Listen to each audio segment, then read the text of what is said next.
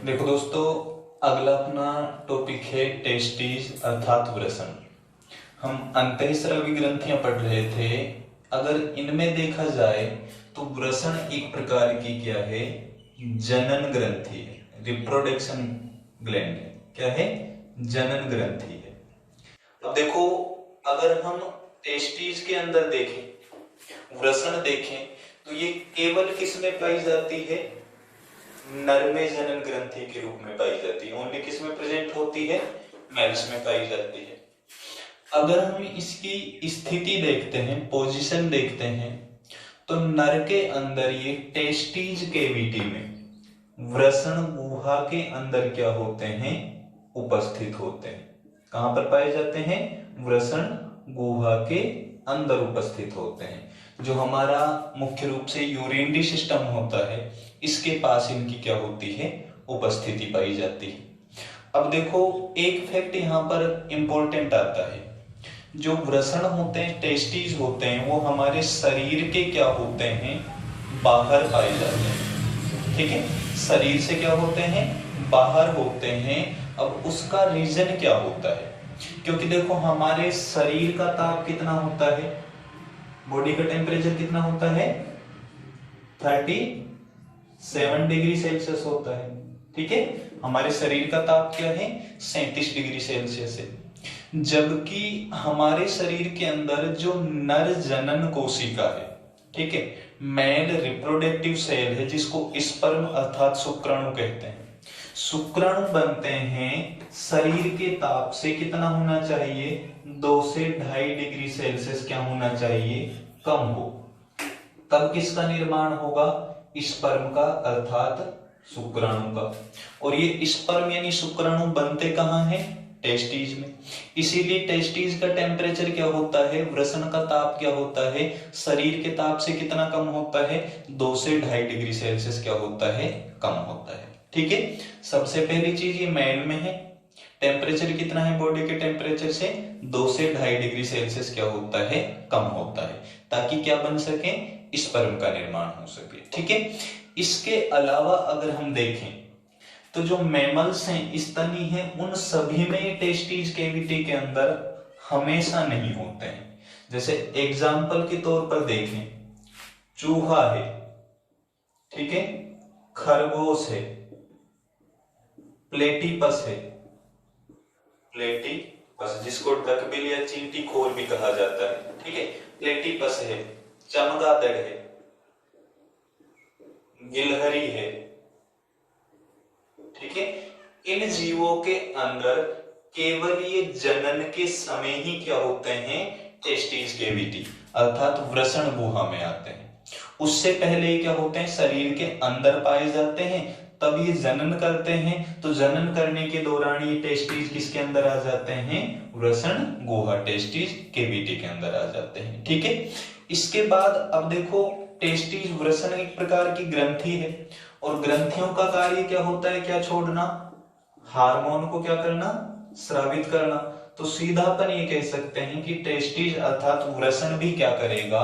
Hormone को क्या करेगा? स्रावित करेगा। क्या करेगा?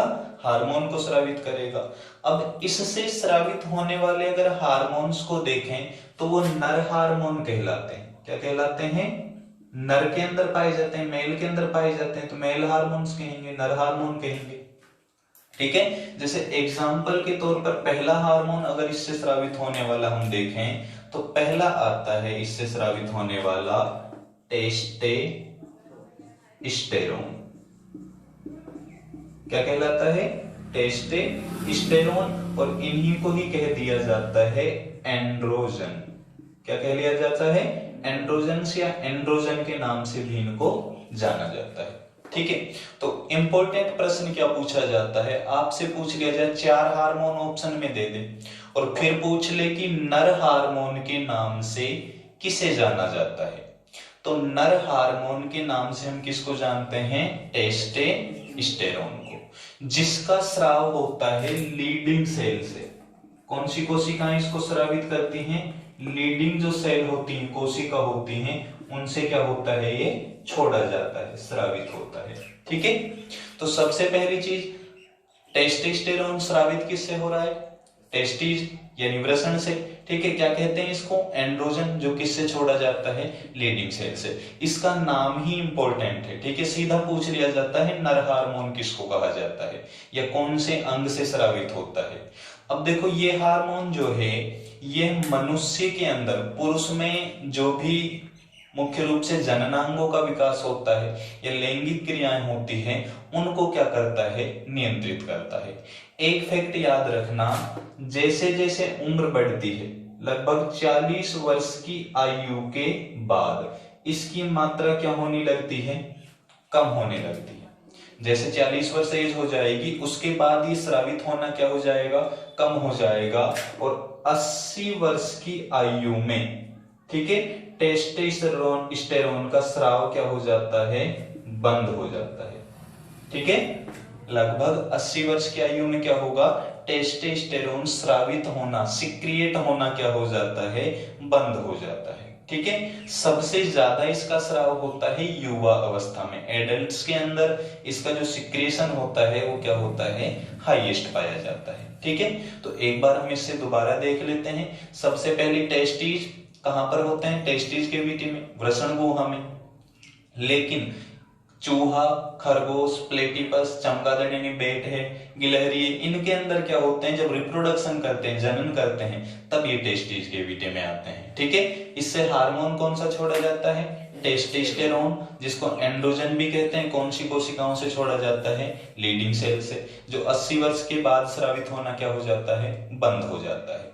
एक फैक्ट और याद रखना, कई बार पूछा गया है किस हार्मोन की प्रकृति स्टेरॉइड की तरह होती है? स्टेरॉइड की तरह होती है, ठीक है।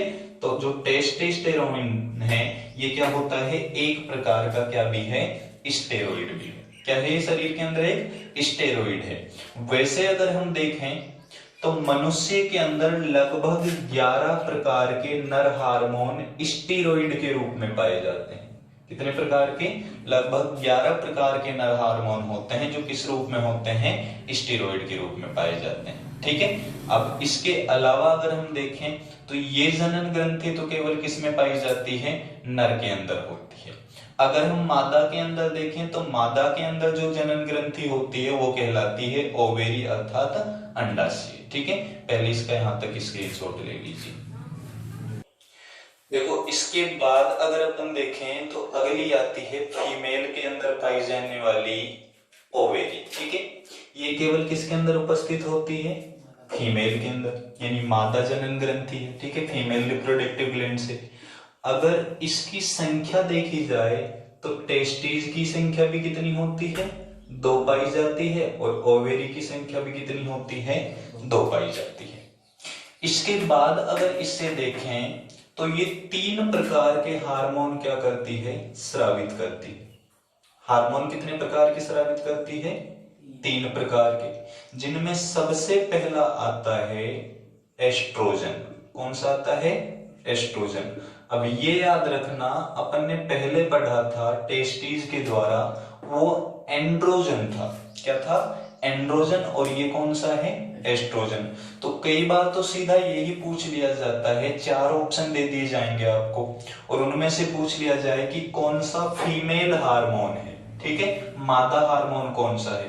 तो एक तो कौन सा हो गया? एस्ट्रोजन। अब देखो एस्ट्रोजन का काम क्या होता है? जो फीमेल में द्वितीयक लैंगिक लक्षण होते हैं, ठीक है, सेकेंडरी सेक्सुअल कैरेक्टर जो होते हैं, जैसे एग्जाम्पल के तौर पर देखें अपन, ठीक है, स्तन ग्रंथियों का अधिक विकसित होना, ठीक है। इसके अलावा देखा जाए तो आवाज का क्या होना? पतली होना, ठीक है, महीन पाए जाना, ठीक है, श्रिल होना। ये सभी जो प्रॉपर्टी पाई जाती हैं सेकेंडरी सेक्सुअल कैरेक्टर होते हैं, ठीक है, जिनका फीमेल के अंदर जो मुख्य रूप से डेवलपमेंट होता है, मादा के अंदर जो विकास होता है वो किस हार्मोन के द्वारा नियंत्रित किया जाता है? एस्ट्रोजन के द्वारा किया जाता है। इसके अलावा अंडाशय से फीमेल गेमिटोफाइट मादा युग्मक का निर्माण होता है, जिसको क्या कहा जाता है?